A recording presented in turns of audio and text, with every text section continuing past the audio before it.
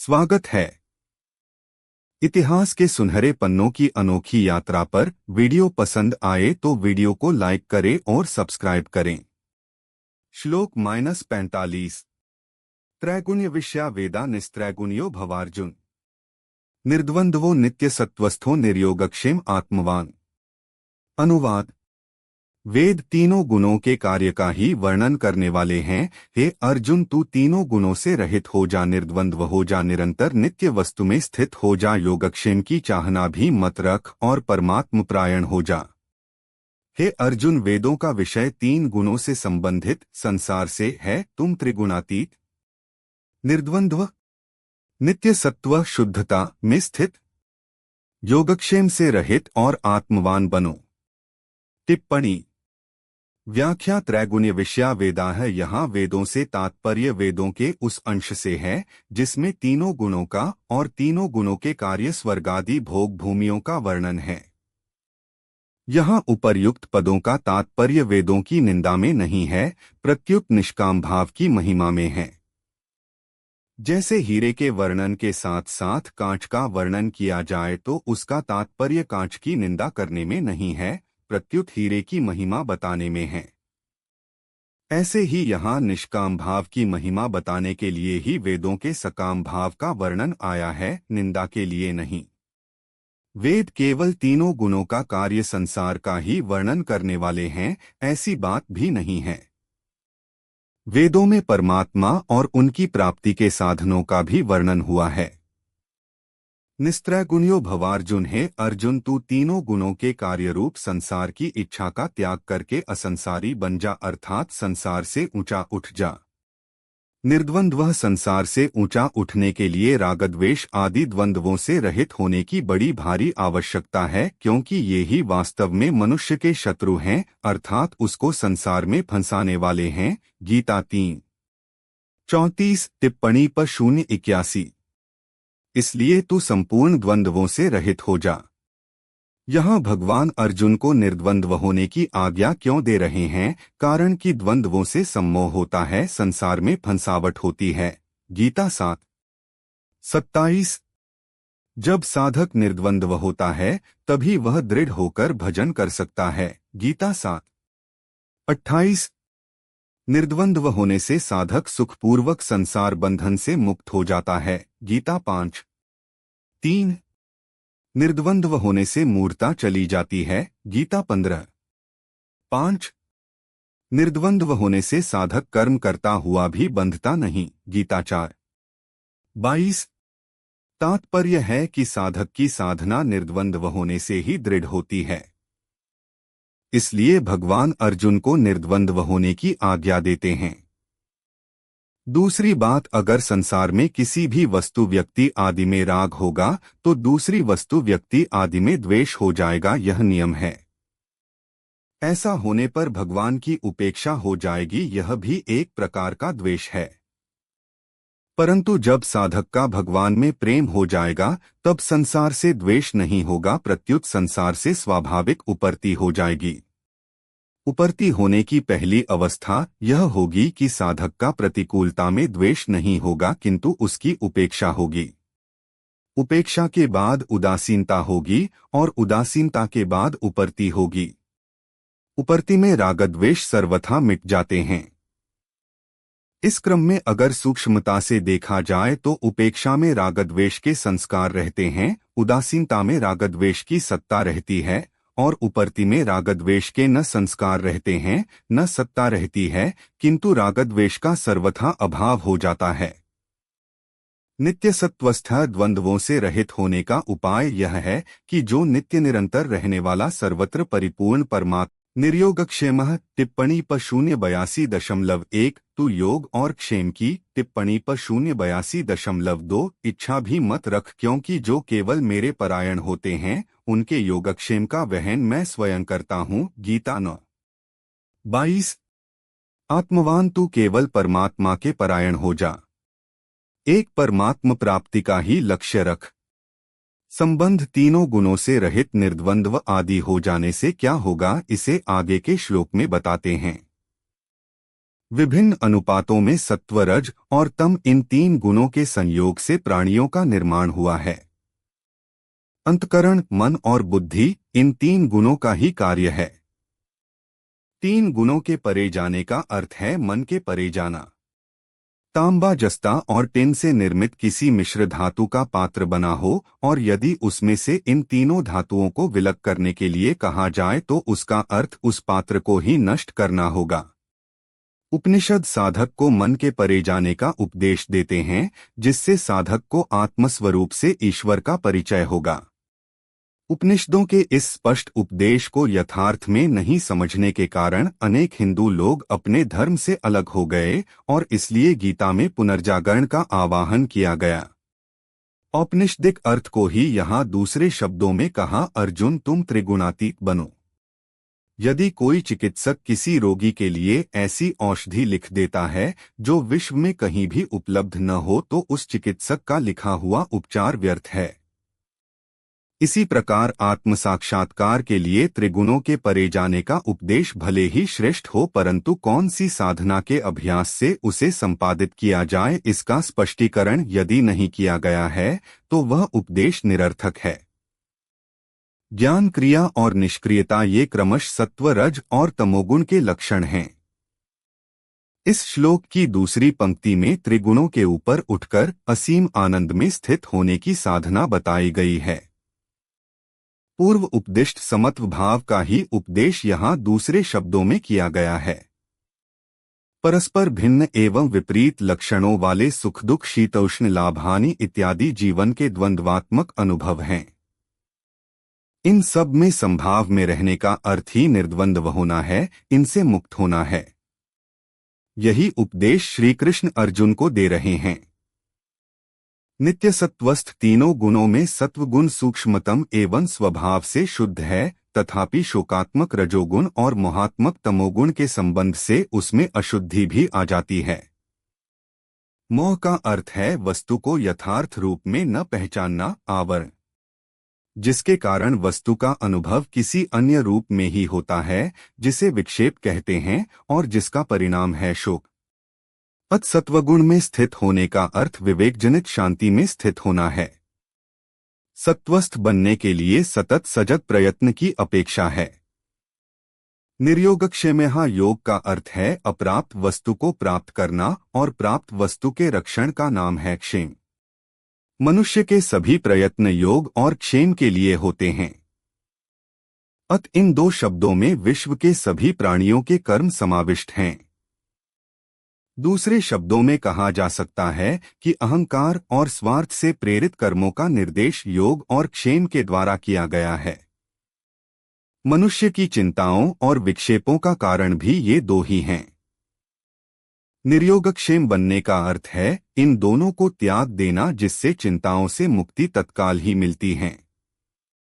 निर्द्वंद और निर्योगक्षेम बनने का उपदेश देना सरल है, किंतु साधक के लिए तत्वज्ञान का उपयोग तभी है जब इस ज्ञान को जीवन में उतारने की व्यावहारिक विधि का भी उपदेश दिया गया हो। इस श्लोक में ऐसी विधि का निर्देश आत्मवान भव इन शब्दों में किया गया है। द्वंद्वों तथा योगक्षेम के कारण उत्पन्न दुख और पीड़ा केवल तभी सताते हैं जब हमारा तादात्म्य शरीर, मन और बुद्धि के साथ होकर अहंकार और स्वार्थ की अधिकता होती है। इन अनात्म उपाधियों के साथ विद्यमान तादात्म्य को छोड़कर इनसे भिन्न अपने शुद्ध चैतन्य स्वरूप के प्रति सतत जागरूक रहने का अभ्यास ही आत्मवान अर्थात आत्मस्वरूप में स्थित होने का उपाय है। इसकी सिद्धि होने पर अहंकार नष्ट हो जाता है और वह साधक त्रिगुणों के परे आत्मा में स्थित हो जाता है। ऐसे सिद्ध पुरुष को वेदों का कोई प्रयोजन नहीं रह जाता। वास्तव में ज्ञानी पुरुष के होने के कारण वेदवाक्यों का प्रामाण्य सिद्ध होता है। यदि वैदिक यज्ञों के फलों की कामना त्यागनी चाहिए तो उनका अनुष्ठान किस लिए करें, इसका उत्तर है। श्लोक 46 यावानर्थ उद्पाने सर्वतः संप्लुतोदके तावान सर्वेषु वेदेषु ब्राह्मणस्य विजानतः। अनुवाद। सब तरफ से परिपूर्ण महान जलाशय के प्राप्त होने पर छोटे जलाशय में मनुष्य का जितना प्रयोजन रहता है, अर्थात कुछ भी प्रयोजन नहीं रहता। वेदों और शास्त्रों को तत्व से जानने वाले ब्रह्मज्ञानी का संपूर्ण वेदों में उतना ही प्रयोजन रहता है, अर्थात कुछ भी प्रयोजन नहीं रहता। सब ओर से परिपूर्ण जलराशि के होने पर मनुष्य का छोटे जलाशय में जितना प्रयोजन रहता है, आत्मज्ञानी ब्राह्मण का सभी वेदों में उतना ही प्रयोजन रहता है। टिप्पणी। व्याख्या। यावनार्थ उद्पाने सर्वतः संप्लुतोद के जल से सर्वथा परिपूर्ण स्वच्छ निर्मल महान सरोवर के प्राप्त होने पर मनुष्य को छोटे छोटे जलाशयों की कुछ भी आवश्यकता नहीं रहती।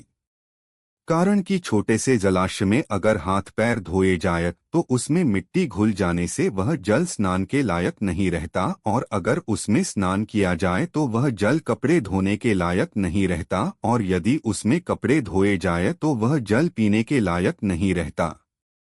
परंतु महान सरोवर के मिलने पर उसमें सब कुछ करने पर भी उसमें कुछ भी फर्क नहीं पड़ता, अर्थात उसकी स्वच्छता निर्मलता पवित्रता वैसी की वैसी ही बनी रहती है। तावान सर्वेषु वेदेषु ब्राह्मणस्य विजानतः। ऐसे ही जो महापुरुष परमात्म तत्व को प्राप्त हो गए हैं, उनके लिए वेदों में कहे हुए यज्ञ दान तप तीर्थ व्रत आदि जितने भी पुण्यकारी कार्य हैं, उन सब से उनका कोई मतलब नहीं रहता, अर्थात वे पुण्यकारी कार्य उनके लिए छोटे छोटे जलाशयों की तरह हो जाते हैं। ऐसा ही दृष्टांत आगे 70वें श्लोक में दिया है कि वह ज्ञानी महात्मा समुद्र की तरह गंभीर होता है। उसके सामने कितने ही भोग आ जाए पर वे उसमें कुछ भी विकृति पैदा नहीं कर सकते। जो परमात्म तत्व को जानने वाला है और वेदों तथा शास्त्रों के तत्व को भी जानने वाला है, उस महापुरुष को यहाँ ब्राह्मणस्य विजानतः पदों से कहा गया है। तावान कहने का तात्पर्य है कि परमात्म तत्व की प्राप्ति होने पर वह तीनों गुणों से रहित हो जाता है। वह निर्द्वंद्व हो जाता है, अर्थात उसमें रागद्वेष आदि नहीं रहते। वह नित्य तत्व में स्थित हो जाता है। वह निर्योगक्षेम हो जाता है, अर्थात कोई वस्तु मिल जाए और मिली हुई वस्तु की रक्षा होती रहे, ऐसा उसमें भाव भी नहीं होता। वह सदा ही परमात्म प्रायण रहता है। संबंध भगवान ने 39वें श्लोक में जिस संबुद्धि समता को सुनने के लिए अर्जुन को आज्ञा दी थी, अब आगे के श्लोक में उसकी प्राप्ति के लिए कर्म करने की आज्ञा देते हैं। जलराशि का जो सुंदर दृष्टांत यहाँ दिया गया है, वह संदर्भ को देखते हुए अत्यंत समीचीन है। भीषण गर्मियों के दिनों में सरिताओं के सूख जाने पर समीप के किसी कुएं से ही जल लेने लोगों को जाना पड़ता है। यद्यपि पैरों के नीचे पृथ्वी के गर्भ में जल स्रोत रहता है, परंतु वह उपयोग के लिए उपलब्ध नहीं होता। वर्षा ऋतु में सर्वत्र नदियों में बाढ़ आने पर छोटे छोटे जलाशय उसी में समा जाते हैं, और तब उनका अलग से न अस्तित्व होता है और न प्रयोजन। उसी प्रकार जब तक मनुष्य अपने आनंद स्वरूप को पहचानता नहीं, तब तक मोहवश विषयों में ही वह सुख खोजा करता है। उस समय वेद अर्थात कर्मकांड उसे अत्यंत उपयोगी प्रतीत होते हैं, क्योंकि उसमें स्वर्गादि सुख पाने के अनेक साधन बताए गए हैं। परंतु जब एक जिज्ञासु साधक उपनिषद प्रतिपादित आनंद स्वरूप आत्मा का अपरोक्ष रूप से ज्ञान प्राप्त कर लेता है, तब उसे कर्मकांड में कोई प्रयोजन नहीं रह जाता। उपभोगजन्य सभी छोटे छोटे सुख उसके आनंद स्वरूप में ही समाविष्ट होते हैं। इसका अर्थ यह नहीं हुआ कि व्यास जी द्वारा यहाँ वेदों के कर्मकांड की निंदा की गई है। जो अविवेकी लोग साधन को ही साध्य समझ लेते हैं और अनंत की प्राप्ति की आशा अनित्य कर्मों के द्वारा करते हैं, गोपाल कृष्ण उनको इस प्रकार से प्रताड़ित कर रहे हैं। फलासक्ति न रखकर किए गए कर्मों से मनुष्य का व्यक्तित्व विकसित होता है, और ऐसे शुद्ध अंतकरण वाले मनुष्य को अनंत असीम आत्मतत्व का अनुभव सहज सुलभ हो जाता है। तत्पश्चात उसे अनित्य सुखों का कोई आकर्षण नहीं रह जाता।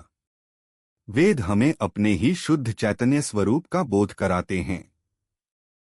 जब तक अविद्यायुक्त अहंकार का अस्तित्व है, तब तक वेदाध्ययन की आवश्यकता अपरिहार्य है। आत्मबोध के होने पर उस ज्ञानी पुरुष के कारण वेदों का भी प्रामाण्य सिद्ध होता है। गणित की सर्वोच्च शिक्षा प्राप्त कर लेने पर उस व्यक्ति को पहाड़े रटने की कोई आवश्यकता नहीं रह जाती, क्योंकि उसके पूर्ण ज्ञान में इस प्रारंभिक ज्ञान का समावेश रहता है। जहां तक तुम्हारा संबंध है। श्लोक -47 कर्मणेवाधिकारस्ते मा फलेषु कदाचन मां कर्मफल हेतुर्भूर्मा ते संगोस्त्व कर्मणि। अनुवाद: कर्तव्य कर्म करने में ही तेरा अधिकार है, फलों में कभी नहीं। आथ तू कर्मफल का हेतु भी मत बन और तेरी अकर्मण्यता में भी आसक्ति न हो। कर्म करने मात्र में तुम्हारा अधिकार है, फल में कभी नहीं। तुम कर्मफल के हेतु वाले मत होना और अकर्म में भी तुम्हारी आसक्ति न हो। टिप्पणी व्याख्या: कर्मण्येवाधिकारस्ते प्राप्त कर्तव्य कर्म का पालन करने में ही तेरा अधिकार है, इसमें तू स्वतंत्र है। कारण कि मनुष्य कर्मयोनि है। मनुष्य के सिवाय दूसरी कोई भी योनि नया कर्म करने के लिए नहीं है। पशु पक्षी आदि जंगम और वृक्ष लता आदि स्थावर प्राणी नया कर्म नहीं कर सकते। देवता आदि में नया कर्म करने की सामर्थ्य तो है, पर वे केवल पहले किए गए यज्ञ दान आदि शुभ कर्मों का फल भोगने के लिए ही हैं। वे भगवान के विधान के अनुसार मनुष्यों के लिए कर्म करने की सामग्री दे सकते हैं, पर केवल सुख भोग में ही लिप्त रहने के कारण स्वयं नया कर्म नहीं कर सकते। नारकीय जीव भी भोग्योनि होने के कारण अपने दुष्कर्मों का फल भोगते हैं, नया कर्म नहीं कर सकते। नया कर्म करने में तो केवल मनुष्य का ही अधिकार है। भगवान ने सेवारूप नया कर्म करके केवल अपना उद्धार करने के लिए यह अंतिम मनुष्य जन्म दिया है।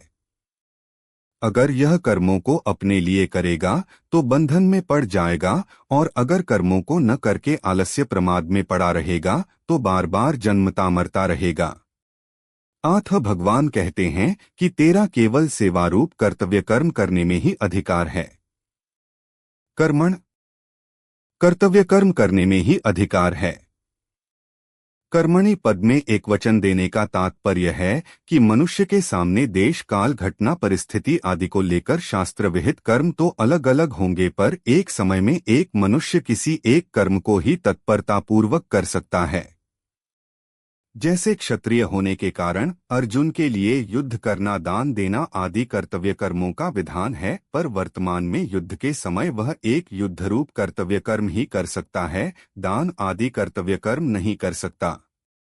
मार्मिक बात: मनुष्य शरीर में दो बातें हैं, पुराने कर्मों का फलभोग और नया पुरुषार्थ।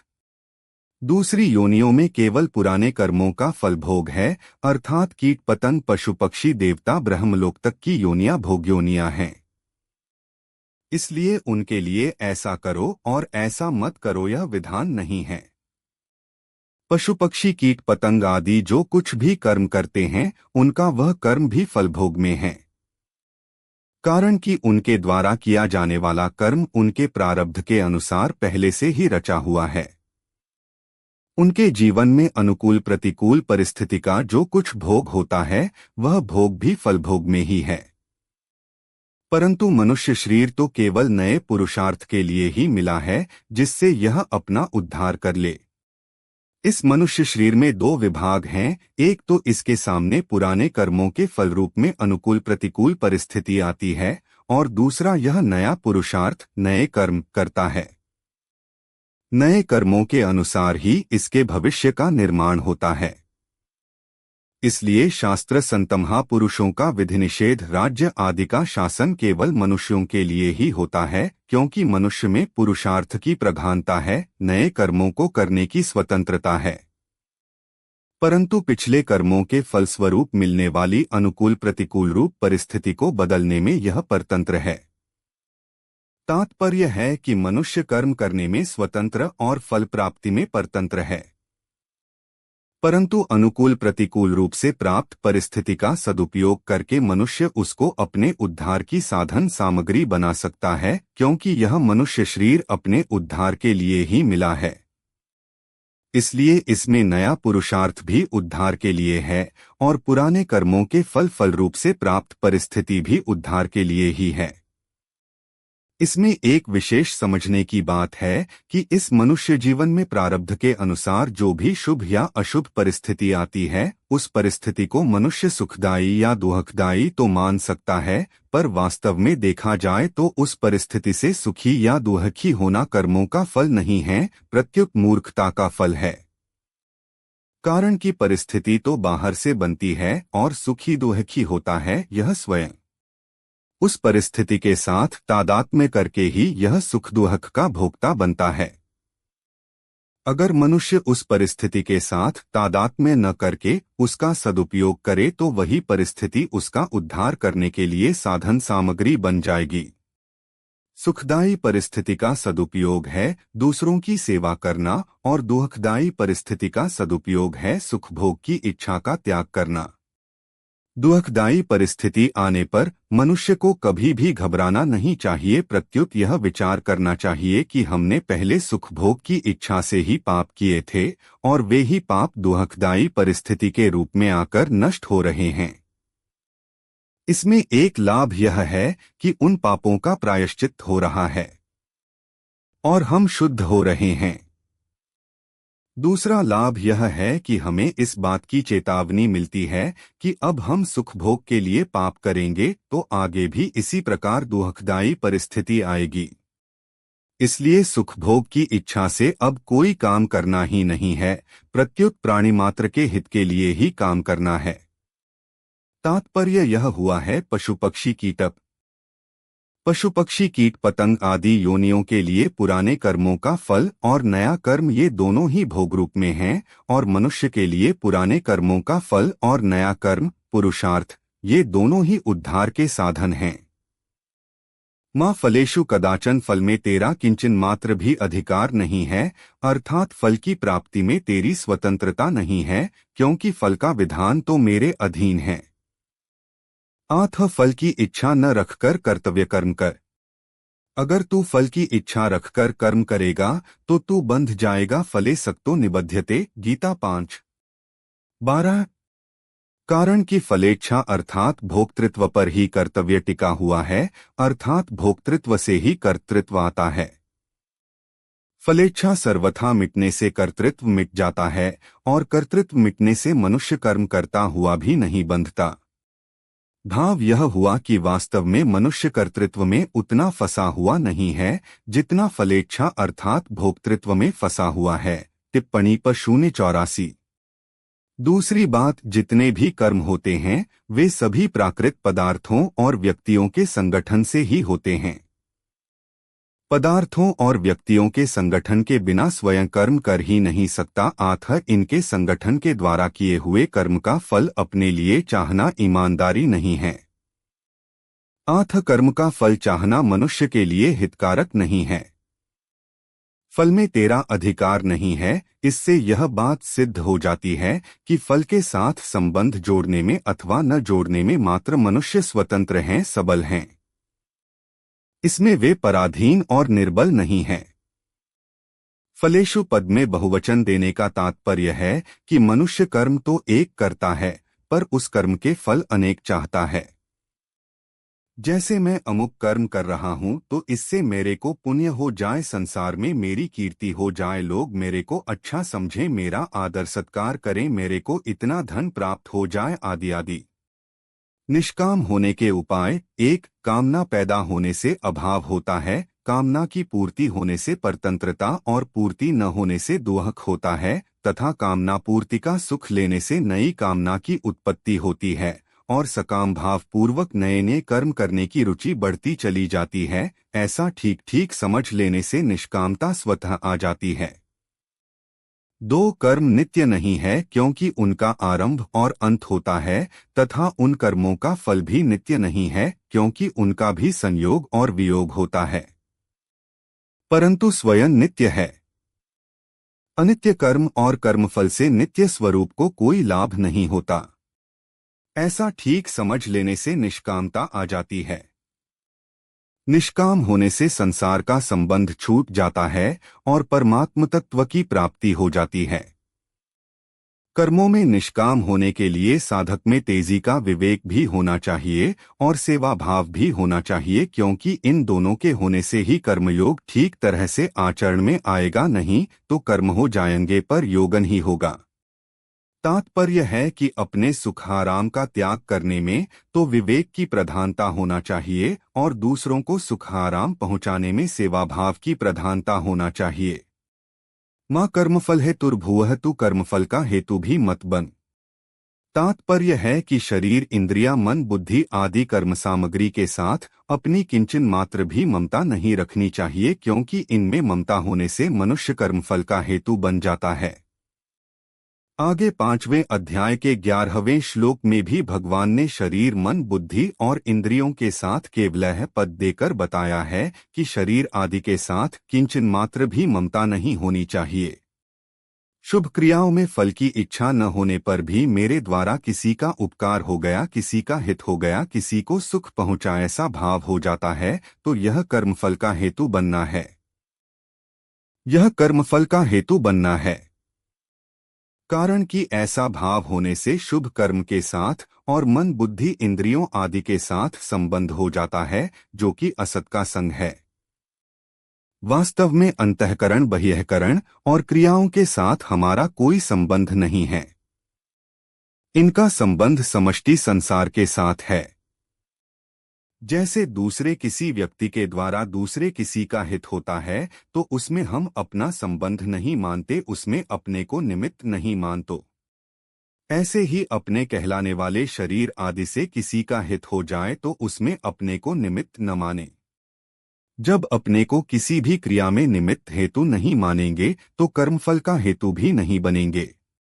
माते संगोस्त्व कर्मणि, कर्म न करने में भी तेरी आसक्ति नहीं होनी चाहिए, कारण कि कर्म न करने में आसक्ति होने से आलस्य, प्रमाद आदि होंगे।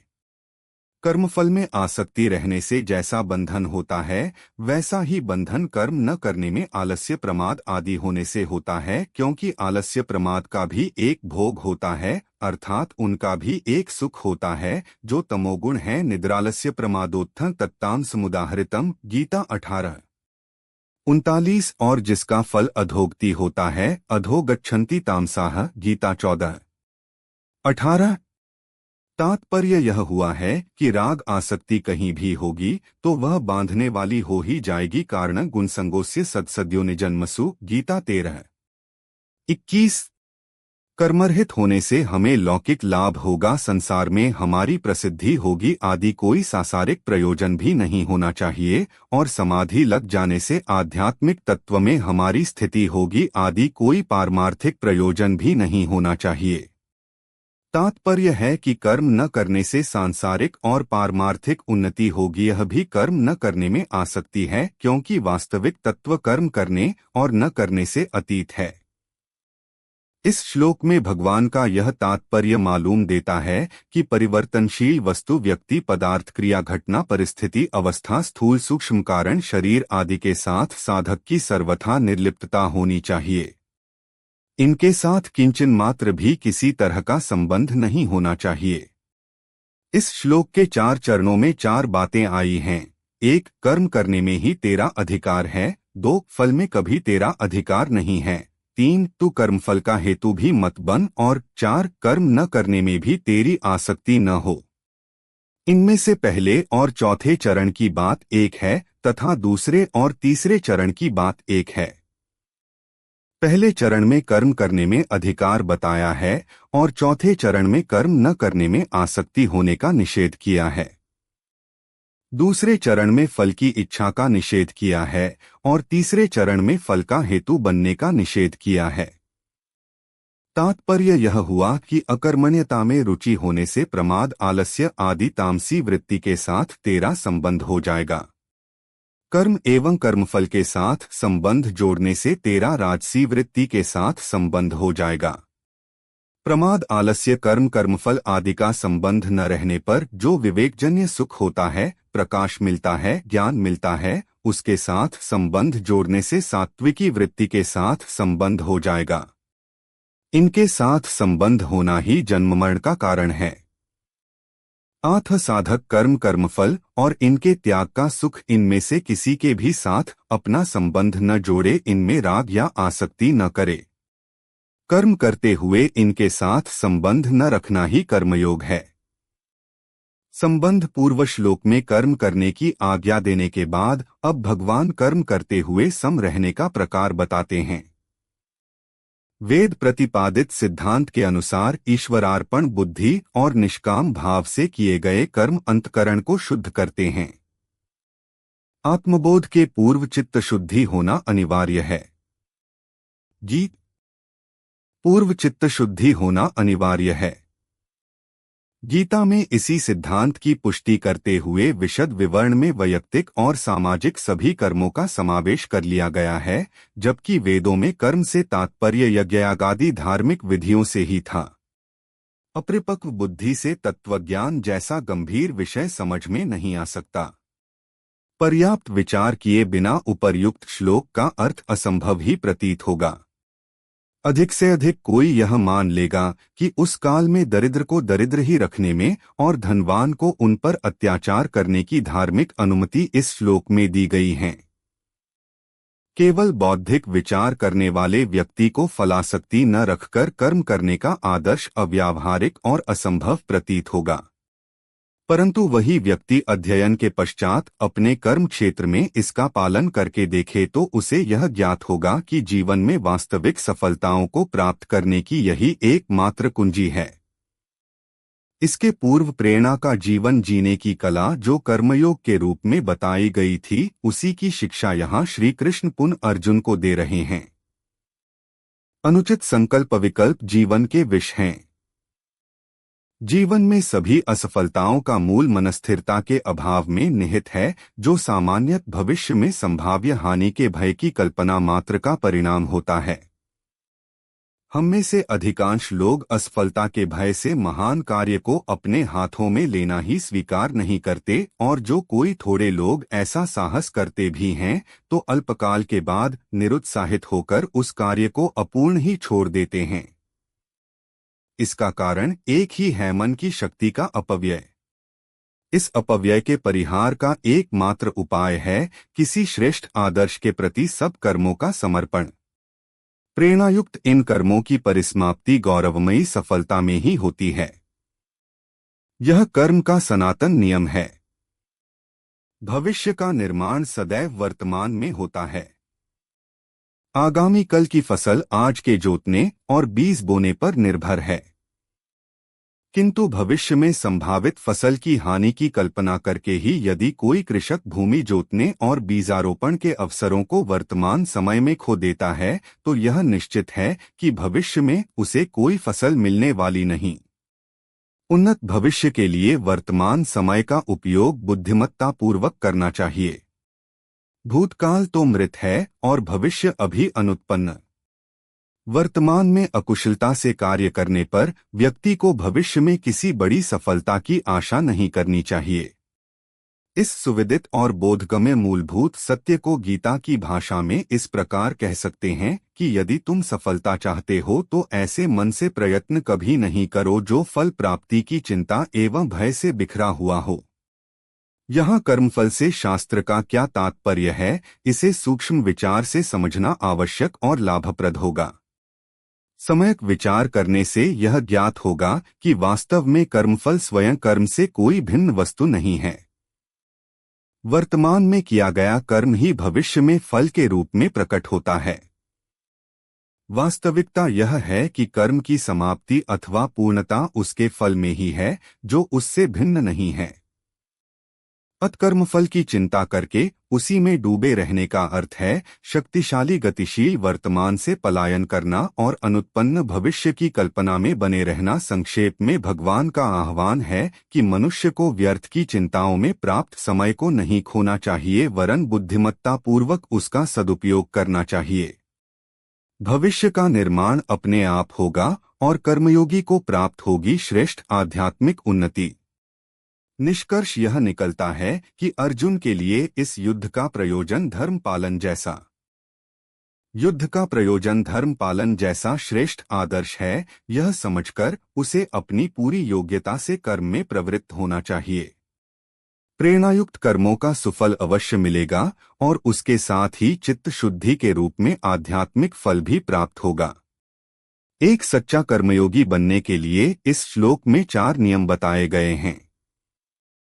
जो यह समझता है कि क कर्म करने मात्र में मेरा अधिकार है, ख कर्मफल की चिंता करने की आवश्यकता नहीं है, ग किसी कर्म विशेष के एक निश्चित फल का आग्रह या उद्देश्य मन में नहीं होना चाहिए, और घ इन सब का निष्कर्ष यह नहीं कि अकर्म में प्रीति हो वही व्यक्ति वास्तव में कर्मयोगी है।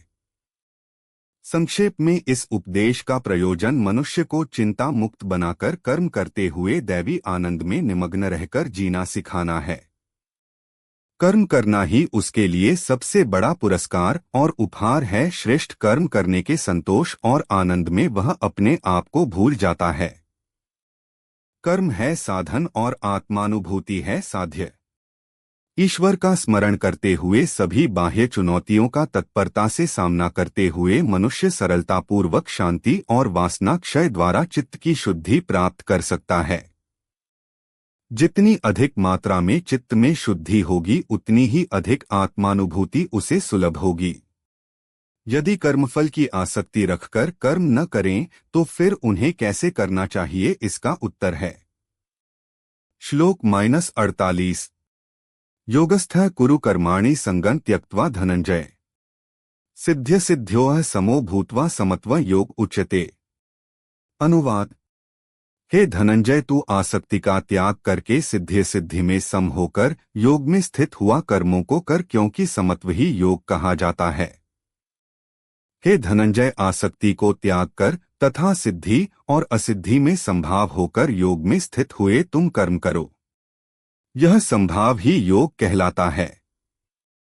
टिप्पणी: व्याख्या संगं त्यक्त्वा किसी भी कर्म में, किसी भी कर्म के फल में, किसी भी देश काल घटना परिस्थिति अंतःकरण बहिःकरण आदि प्राकृत वस्तु में तेरी आसक्ति न हो, तभी तू निर्लिप्ततापूर्वक कर्म कर सकता है।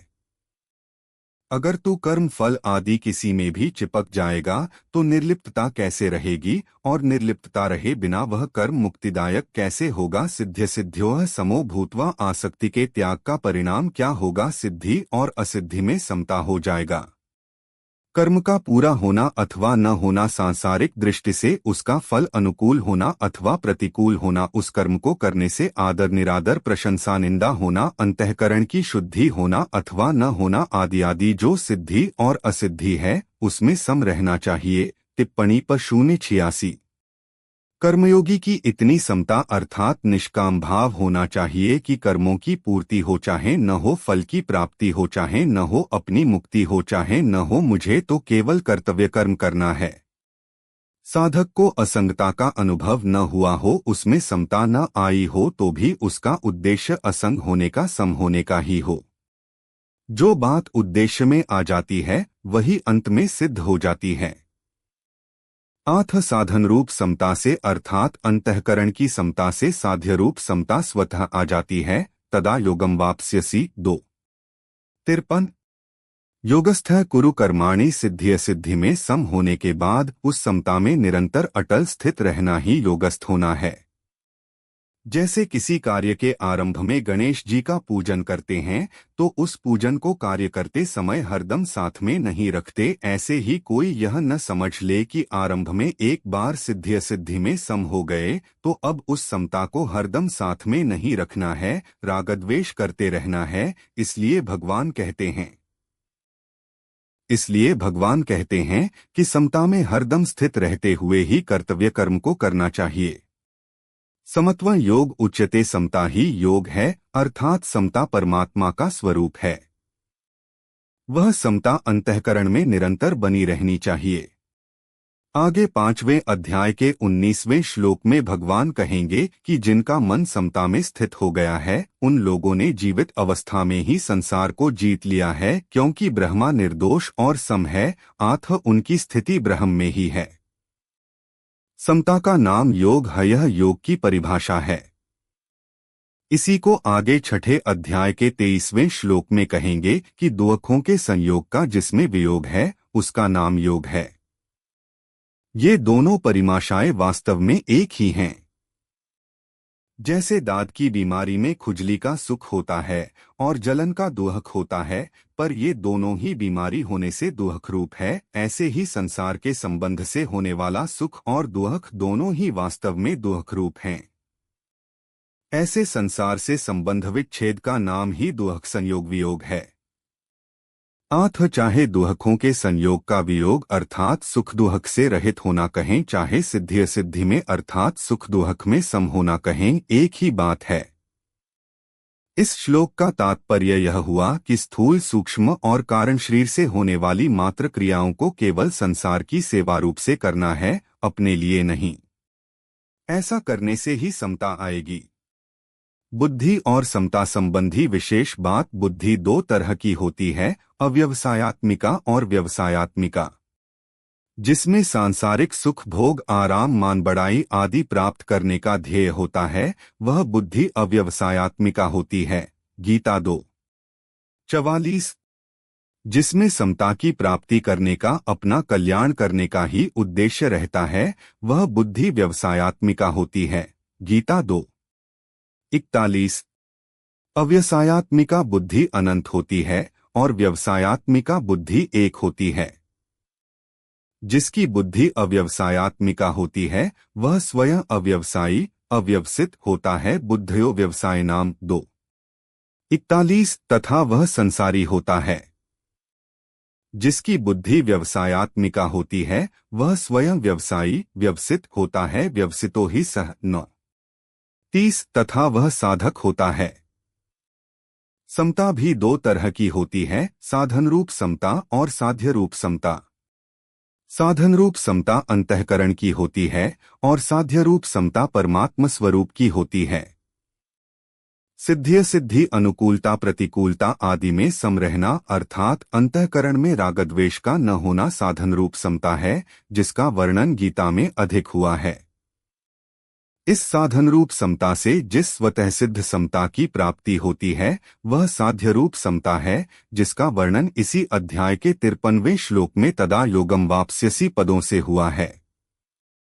अब इन चारों भेदों को यूं समझें कि एक संसारी होता है और एक साधक होता है, एक साधन होता है और एक साध्य होता है। भोग भोगना और संग्रह करना, यही जिसका उद्देश्य होता है, वह संसारी होता है।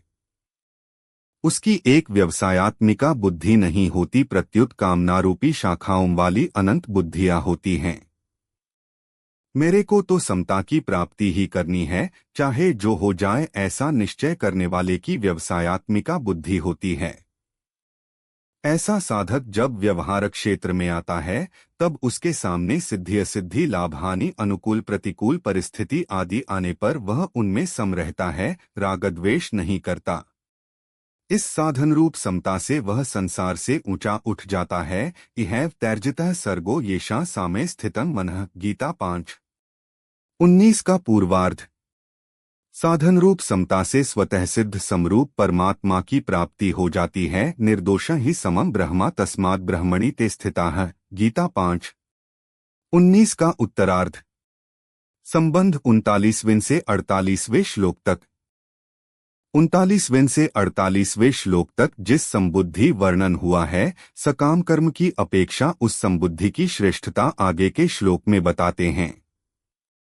यहाँ कर्मयोग का ही विशद विवेचन किया गया है।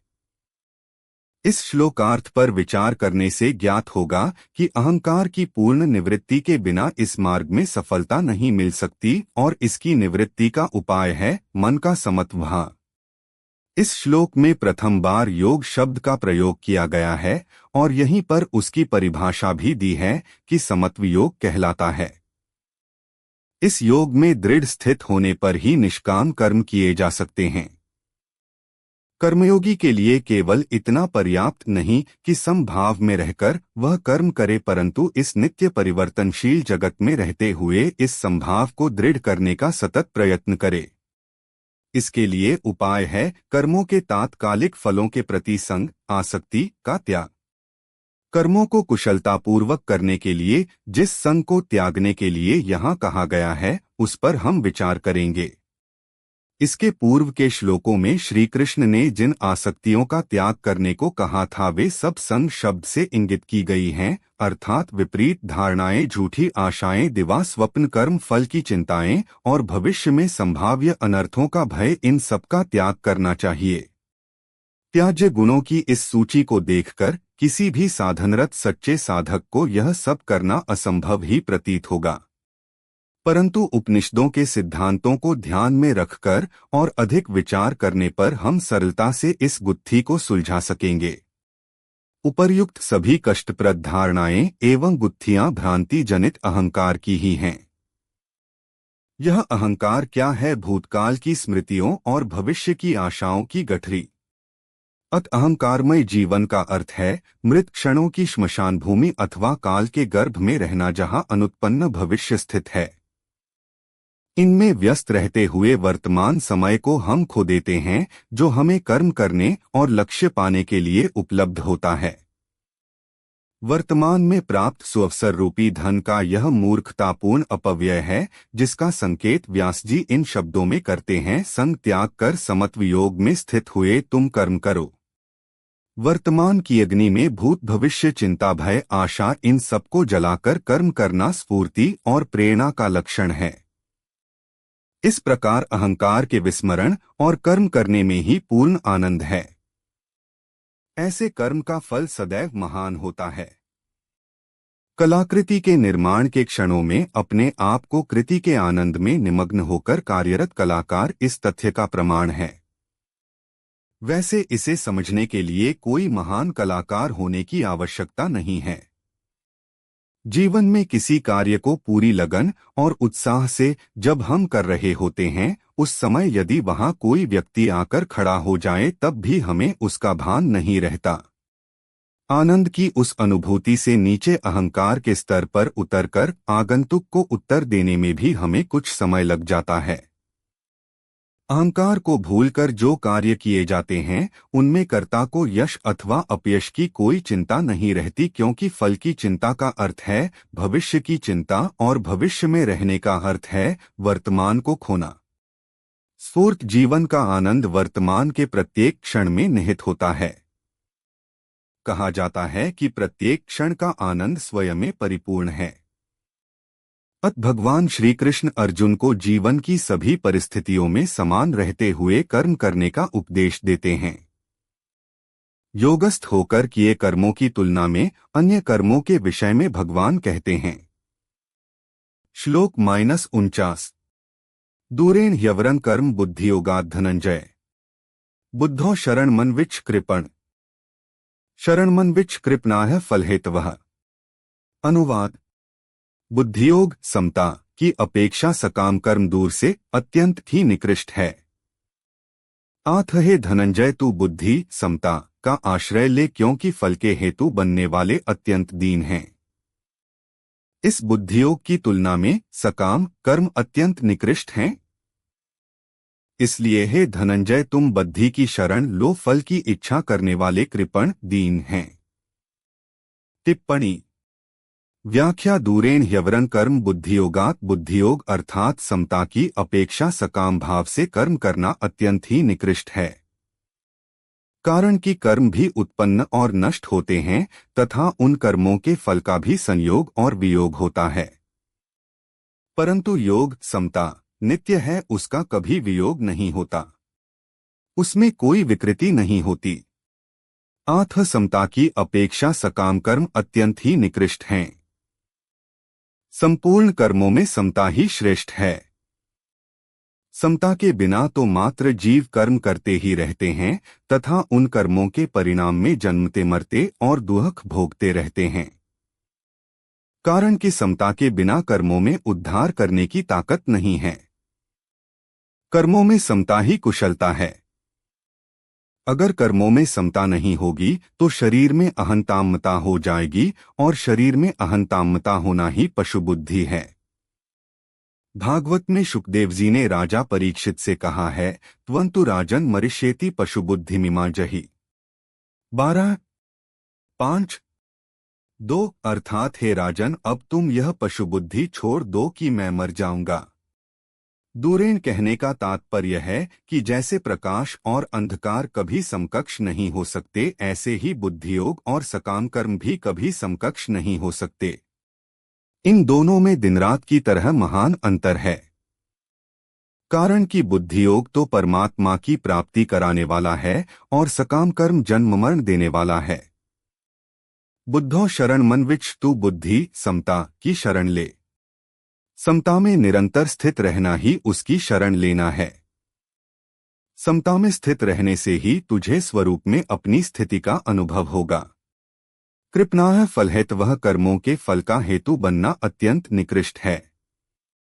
कर्म कर्मफल कर्म सामग्री और शरीरादि करणों के साथ अपना संबंध जोड़ लेना ही कर्मफल का हेतु बनना है। आठ भगवान ने 47वें श्लोक में मां कर्मफल हेतुर्भुवः कहकर कर्मों के फल का हेतु बनने में निषेध किया है। कर्म और कर्मफल का विभाग अलग है तथा इन दोनों से रहित जो नित्य तत्व है उसका विभाग अलग है। वह नित्य तत्व अनित्य कर्मफल के आश्रित हो जाए, इसके समान निकृष्टता और क्या होगी। संबंध पूर्व श्लोक में जिस बुद्धि के आश्रय की बात बताई, अब आगे के श्लोक में उसी बुद्धि के आश्रय का फल बताते हैं। 2.49 कर्मफल की चिंताओं से मुक्त शांत मन से किया हुआ कर्म निश्चित रूप से चिंतित क्षुब्ध मन से किए गए कर्म से श्रेष्ठतर होता है।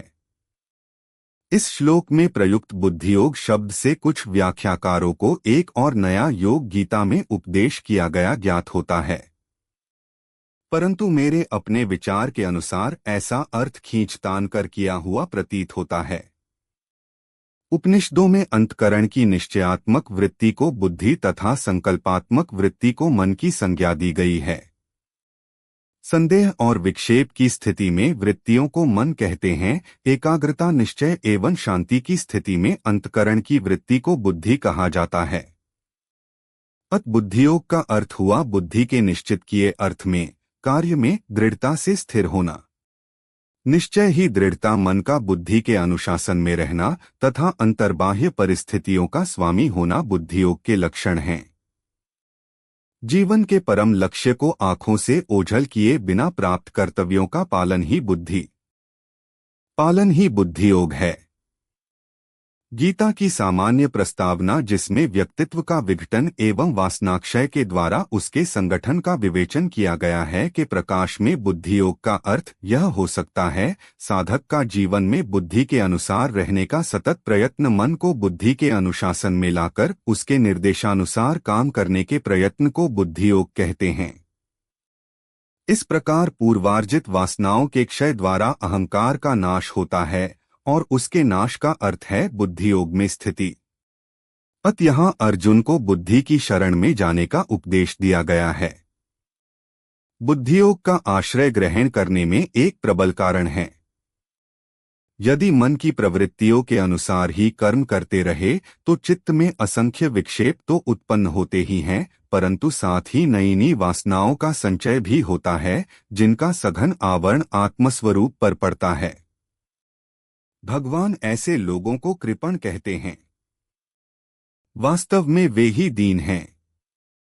इसके विपरीत बुद्धियोग में स्थित साधक निस्वार्थ भाव से कर्म करता हुआ वासनाओं के आवरण को नष्ट कर निर्मल मन से आत्मस्वरूप का साक्षात अनुभव करता है।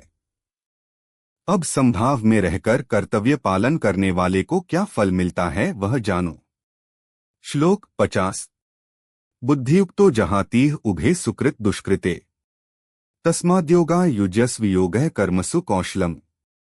अनुवाद बुद्धि समता से युक्त मनुष्य यहाँ जीवित अवस्था में ही पुण्य और पाप दोनों का त्याग कर देता है। आथ तू योग समता में लग जा, क्योंकि योग ही कर्मों में कुशलता है। समत्व बुद्धि युक्त पुरुष यहाँ इस जीवन में पुण्य और पाप इन दोनों कर्मों को त्याग देता है। इसलिए तुम योग से युक्त हो जाओ। कर्मों में कुशलता योग है।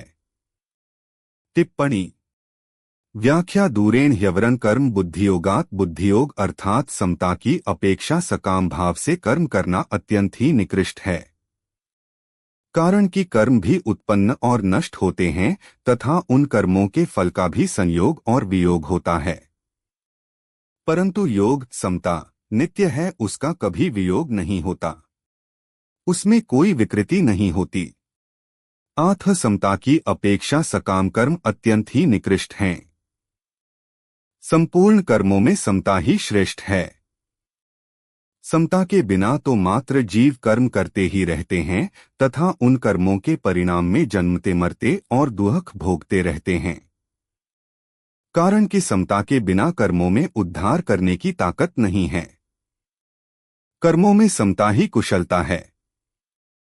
अगर कर्मों में समता नहीं होगी तो शरीर में अहंतामता हो जाएगी, और शरीर में अहंतामता होना ही पशु बुद्धि है। भागवत में शुकदेव जी ने राजा परीक्षित से कहा है, त्वंतु राजन मरिष्येति पशु बुद्धिमिमा जहि। 12:5-2 अर्थात हे राजन, अब तुम यह पशु बुद्धि छोड़ दो कि मैं मर जाऊंगा।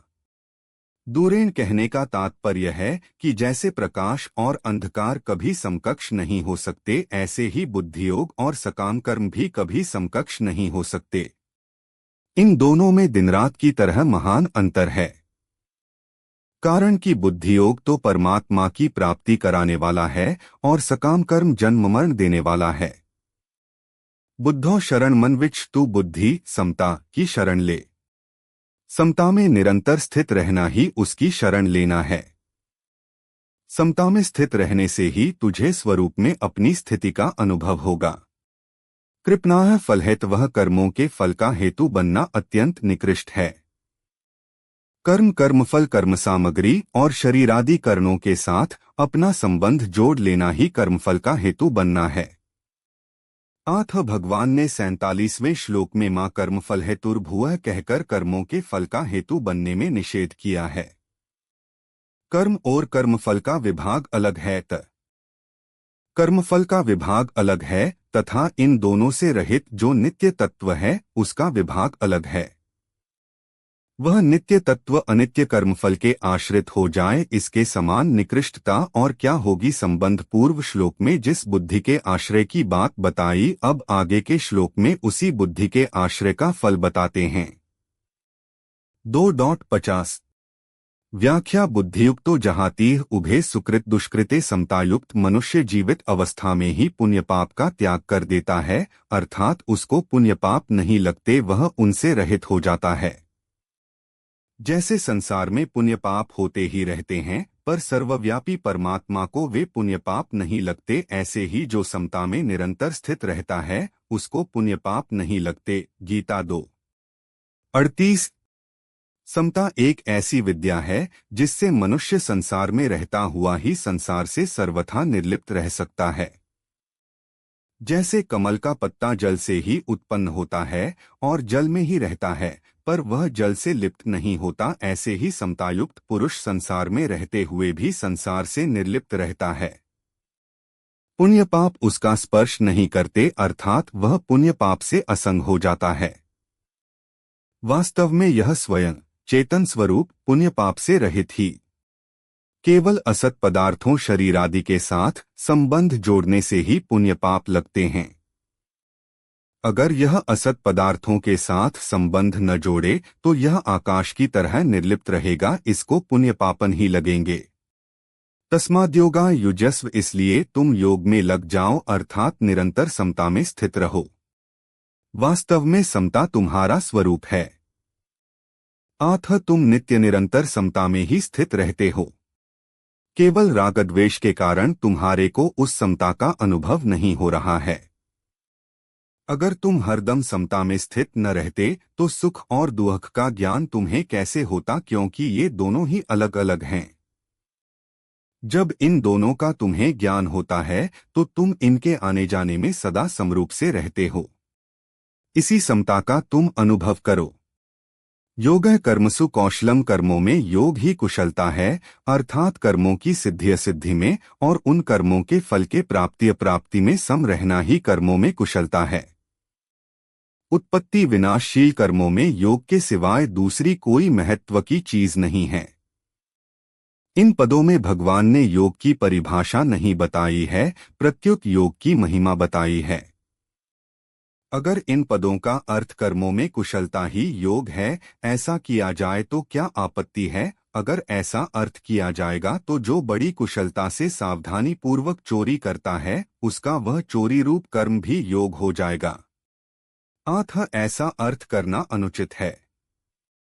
कोई कह सकता है कि हम तो विहित कर्मों को ही कुशलतापूर्वक करने का नाम योग मानते हैं, परंतु ऐसा मानने से मनुष्य कुशलतापूर्वक सांगोपांग किए गए कर्मों के फल में बंध जाएगा, जिससे उसकी स्थिति समता में नहीं रहेगी। अतः यहाँ कर्मों में योग ही कुशलता है, ऐसा अर्थ लेना ही उचित है।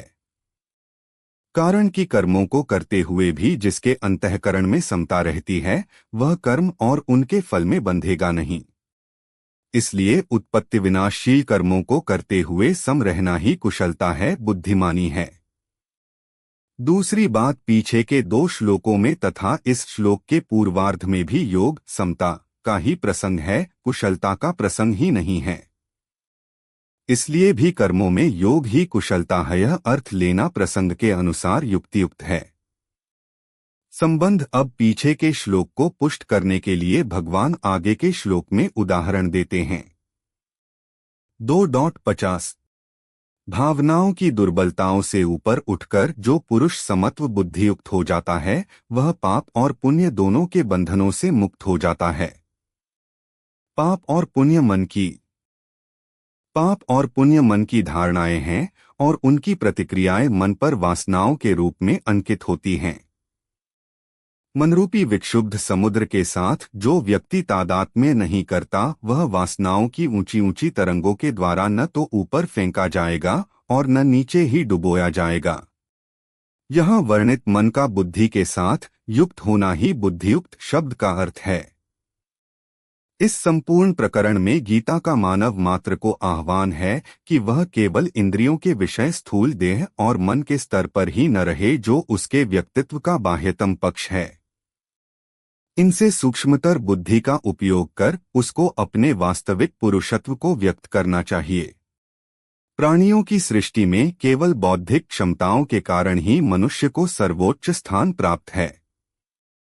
जब तक मनुष्य प्रकृति के इस विशिष्ट उपहार का सम्यक प्रकार से उपयोग नहीं करता, तब तक वह अपने मनुष्यत्व के अधिकार से वंचित ही रह जाता है।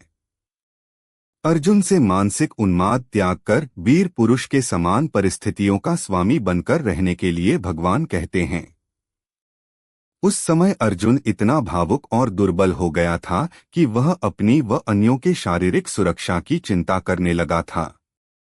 विकास की सीढ़ी पर मनुष्यत्व को प्राप्त कर जो अपनी विशेष क्षमताओं का पूर्ण उपयोग करता है, वही व्यक्ति जन्म जन्मांतरों में अर्जित वासनाओं के बंधन से मुक्त हो जाता है। इसलिए तुम योग से युक्त हो जाओ, यह भगवान श्री कृष्ण का उपदेश है। इसके पूर्व समत्व को योग कहा गया था।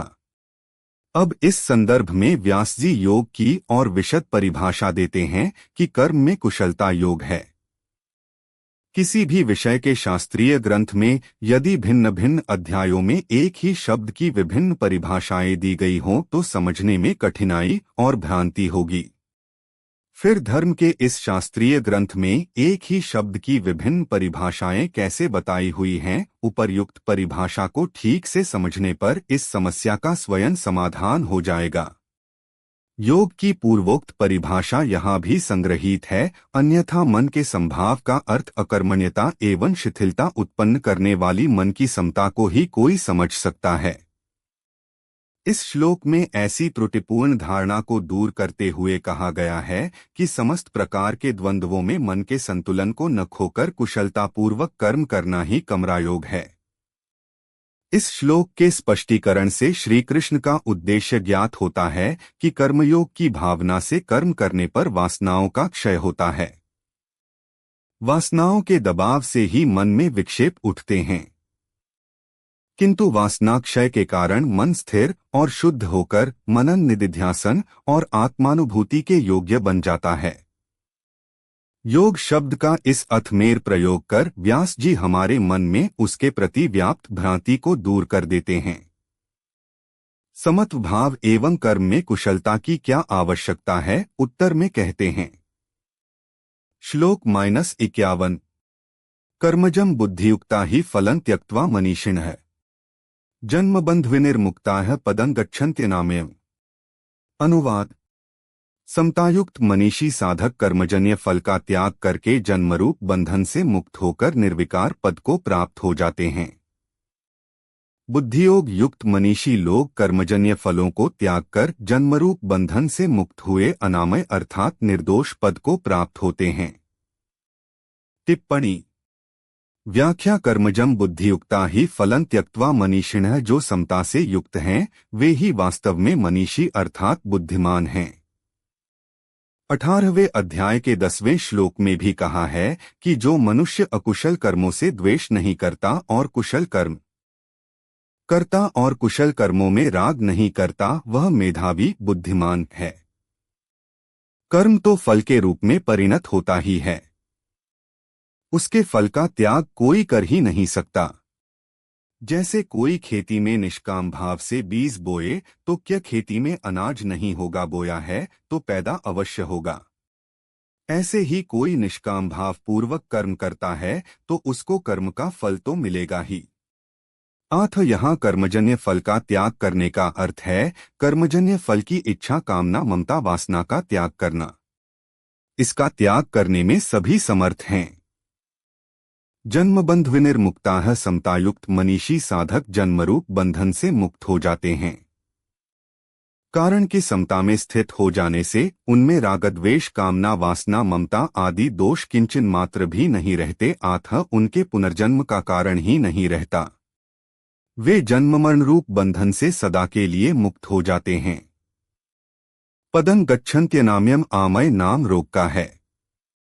रोग एक विकार है जिसमें किंचन मात्र भी किसी प्रकार का विकार न हो, उसको अनामय अर्थात निर्विकार कहते हैं। समतायुक्त मनीषी लोग ऐसे निर्विकार पद को प्राप्त हो जाते हैं। इसी निर्विकार पद को 15वें अध्याय के 5वें श्लोक में अव्यय पद और 18वें अध्याय के 56वें श्लोक में शाश्वत अव्यय पद नाम से कहा गया है।